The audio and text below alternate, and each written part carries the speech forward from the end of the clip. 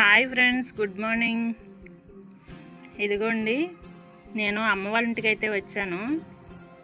వచ్చేటప్పటికి మా అమ్మ అయితే ఈ తాటి రొట్టె అయితే వేసి ఉంచింది. నిన్న ఈవినింగ్ చేసిందంట. ఇదిగోండి, చాలా బాగుంటుందండి టేస్ట్. చేసే విధానంలో చేస్తే, దీన్ని చేసే విధానం వీడియో తీయలేదు. దీన్ని రేషన్ బియ్యం కడిగి ఎండబెట్టిన తర్వాత దాన్ని ఇసురుతారండి.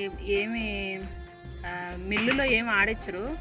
ఇక్కడ పల్లెటూరు కదా, చక్కగా తిరగలతో ఇసిరేసిన తర్వాత ఆ రవ్వని ఈ తాటి పేస్ట్లో కలిపేసి కొంచెం సాల్ట్ వేసి అన్నీ సరిపడా పాలలో తీసుకుని మంచిగా కలిపేసిన తర్వాత దీన్ని ఇట్లా రొట్టెలాగా వేస్తారండి.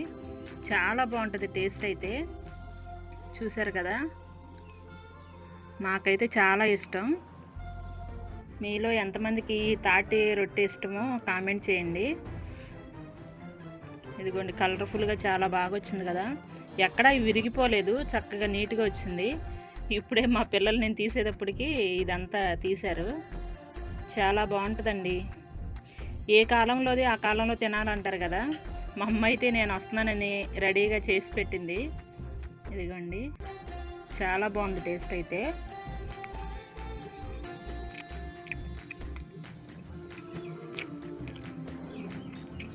మామూలుగా లేదు అసలు, చాలా టేస్ట్గా ఉంది.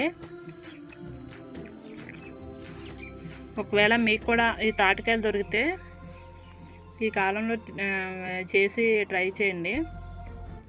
ఓకే అండి, బాయ్.